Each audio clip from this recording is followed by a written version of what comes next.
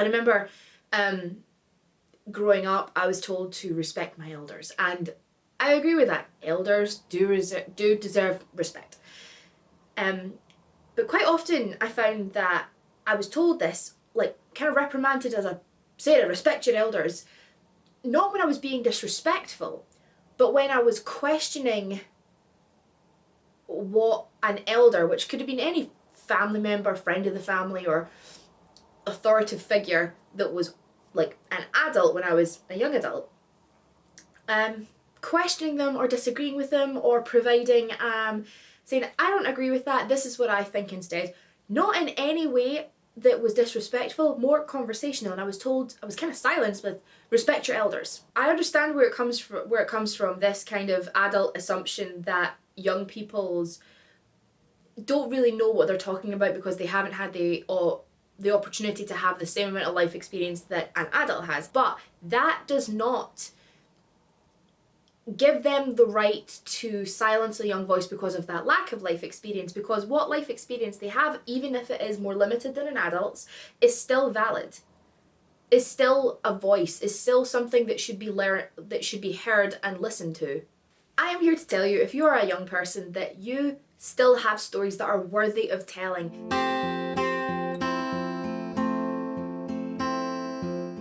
This is a writing exercise that I love to do, and I don't just do it when I'm teaching poetry. I do it when I'm talking about film or monologue, because it works for everyone. It doesn't stick to form. This is about finding your stories, not about finding your poems or finding your films or finding your scripts. This is finding your stories that you have to tell, that are unique to you, that sound like you, that are reflected of your experience or what it is that you have to say. It's called your story grid, and it's extremely simple. So grab your notebook or open your document, and this is what we're going to do. I'm going to use 2 pages because I'm using a really chunky marker right now, but I want you to turn it into a grid of 4. So a line straight down the middle and a line across. So you see that I cannot draw straight lines. In the top left-hand corner, I want you to write I am and underline it. That's it, I am.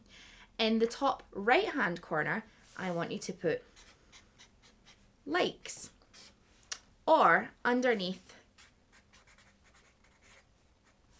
things I care about enough to talk about.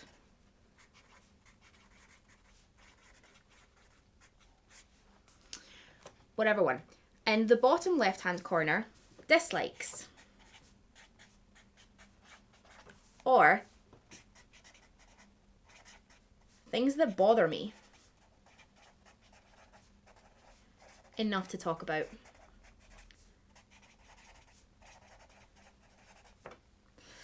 And in the last square, I want you to write things that have happened.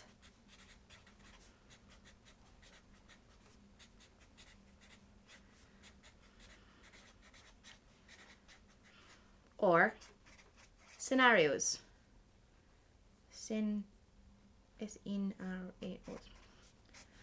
Oh, writing in front of people, I'm dyslexic. This is like my worst nightmare. So if you spot any spelling mistakes, I'm going to apologise straight off the bat. This is the best thing about spoken word poetry. Nobody sees your writing, so your stuff can be full of spelling mistakes and grammatical errors, and no one will ever know. Oh, it's my favourite thing about it. Okay, so going straight into this exercise, what I want you to do is to populate your grid. And again, we're still at the stages that we just want to be getting things down. We just want to get into the practice of actually writing things about ourselves. So we're not going to think too hard or try to think of philosophical things that make us look good. We're not going to be sharing our grids. The grids are for you, and you're going to use them as a building block for the work that comes later on. So what we're going to do before we go any further is we're going to take 5 minutes, and you're going to populate your own grid. A good way to go about this is that there's always going to be more to add, and again, you don't really need to think about it. Just the first things that come to mind, just whap them in the squares that you need.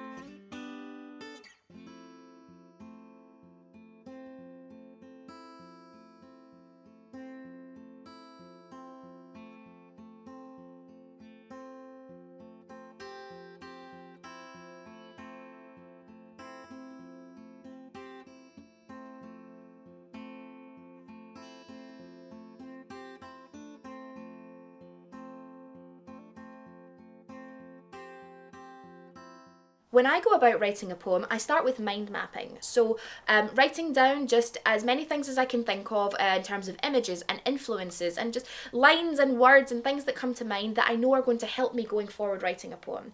Your story grid is a great example of mind mapping. It's a piece of information where you have written down a lot of things that you know to be true, and you're going to be able to use them over and over again in your experience. Sometimes just having all those things written out in front of you, like you do in your story grid, makes you feel in a more secure and settled position about your voice and your experiences and what you have to say. And that is so useful, knowing that you can write from a place of your own experience because you have it written already. You now have an incredible building block for all your stories. If you take some of the things that you are, the things that you care about or dislike, and put them in scenarios that you have been in, that's a story. These are things that have happened to you. Feel free to, after this chapter, just go back and really hone your lists. Take out things that you don't want and expand upon things that you do want. Because what you're going to discover is already looking at your grid, you're going to start piecing little bits together and being like, oh yeah, I do want to talk about that. This is something that I like, that I want to talk about that. And me as something that I am, I can talk about it from this specific angle. And I can put it in the scenario, I can put it in the context of this thing that's happened to me that I can talk about because I know, I've experienced it, I've been there. I don't remember my earlier memories, but she is the blankets and the sing-songs and the tiny shoes all at the same time. My grandmother never needed a fireside and an armchair to keep us listening intently at her feet. My grandmother keeps stories stored in the folds of her skirt, strapped to her tiny heeled shoes grasped in her silkworm hands. When she can't sleep, my grandmother thinks of every street from Anderson Cross to Finniston and the people that she used to know there: Anthony Street, McIntyre Street, Hyde Park, Guest, Oak, Lansfield, Port, Elliot, and Grey. My grandmother sings the old songs, the crooning ones like Ali Bally Bee and Daisy Daisy. I'm in primary 3, and the teacher asks, does anyone know the words? And my hand shoots up, desperate to impress, to let out all my grandmother instilled in me. It took me 20 years to figure out she taught me the wrong words. Instead of a romantic verse about marriage, a bicycle and a carriage, my version goes: Daisy, Daisy, where do you make of that? Upset the table and nearly killed the cat. The cat began to bubble, so I hit it with a shovel. It went to bed with a broken head and a face like a kangaroo. My grandmother tucks a wicked sense of humour up her sleeve with her handkerchief, hides a wicked smile behind her hands. She has all the time in the world for you to get the joke, and she's laughing still. If you don't laugh, we'll greet, she says, and there have been days where we were left with nothing but the loss. She lost a home to a war that crept into her classrooms.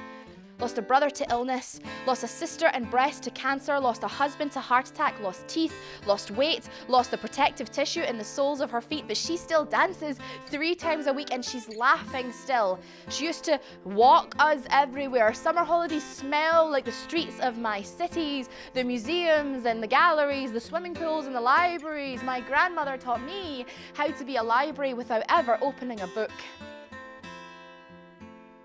If I could, I'd spend all my time untying the histories from her throat, photographing the maps worn into the soles of her feet. I wish I could make library of all that she is, because my grandmother is the city of Glasgow. She is laundry, steam breath and close style artistry. She is the subway and the seagulls after your newspaper poke wrap chips. She is the number 6 bus and Buchanan Street buskers. She is the shipyards and the shed. She is Spirit of the Clyde. She is whiskey and water. She is the pub. She is the old songs, the ones you apparently make up all the words to, and I am the legacy of both grandmother and city, with giant shoes to fill. People make it, and it makes the people, from her to my father to me. So if you never get the chance to meet my grandmother, that's okay. Set your feet loose on the city of Glasgow, and in between the awful birdsong of screaming people, traffic rumbling off curbs, the symphonies of Sauchiehall Street, you'll start to hear the old songs. And that is where you'll always find her. Stop to listen. Start in Anderson Cross. Work your way to Finnieston. See who you meet along the way. Anthony, McIntyre, Hyde Park, Guest, Oak, Lansfield, Port, Elliot, and Grey.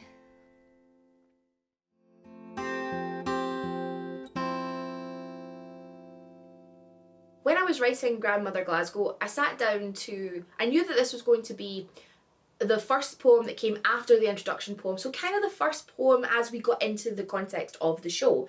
I knew that I wanted to write about where I come from. For me, my city is really, really tied to my experiences of growing up being like looked after by my gran, because my parents both worked full time. So when summer holidays rolled around, my parents would still be working. So my granny would have myself, my sister and my cousin all the time. And we were all of kind of similar ages, so we were an absolute handful. So she would just take us these long walks around the city, but it meant that I got to see the museums and the galleries, and I knew lots of things about my city. I knew a lot about Glasgow's history because my gran took me to those places. So when I'm trying to explain things about my city and things about me growing up in that city, they're all tied into my gran. So that poem, I wanted to write about Glasgow, but I used stories from my life.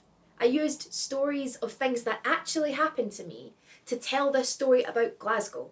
So this is probably a good time to come back to and think about ground rule number 5. Don't tell anyone else's stories. What I mean by that is try to write entirely from your own experience. Now, Grandmother Glasgow might seem like a story about my granny, so me telling someone else's story, but it's actually a poem about Glasgow, but the way I tell it is by talking about my experiences with summer holidays with my gran.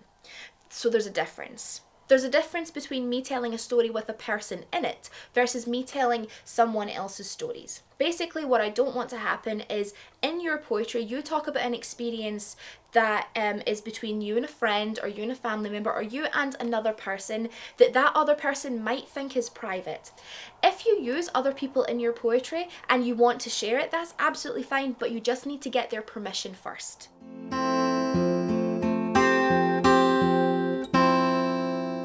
The hardest part is sitting down in front of a blank sheet of paper. That is always going to be the most intimidating part of the process, is sitting down and knowing that you have to put something down there. You have to turn this blank sheet of paper into something that is art. And that can feel like a huge piece of pressure. So we're going to try and tackle that straight away with this really simple exercise that has nothing to do with writing poetry, but everything to do with getting you out of your head and practicing down, which is just 7 minutes of pure writing. What's going to happen now is I'm going to put 7 minutes on the clock, and I promise there is ones that you can like pause and skip ahead, but it's not this one. You're not allowed to do anything to this one. 7 minutes on the clock, and you're just going to put pen to paper or start typing, and you're not allowed to stop. That is the only rule. You're going to come to a natural point and your brain goes blank, and that's when you just keep going, I am writing, I am writing, I am writing. Just keep your hands and your fingers are not allowed to stop. All you're going to do is to start by writing outside these walls, I am. And once you start, you're not allowed to stop. This is just you getting onto paper the playground that your brain is.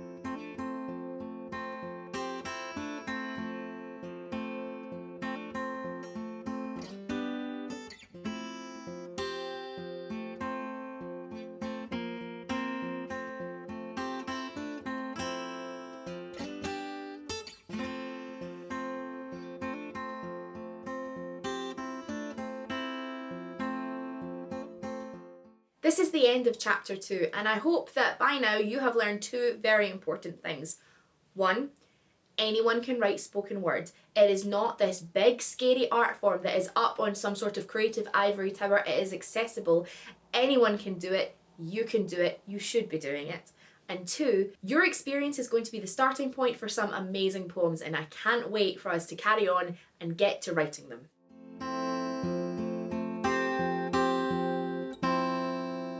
Poetry isn't just about writing what you know.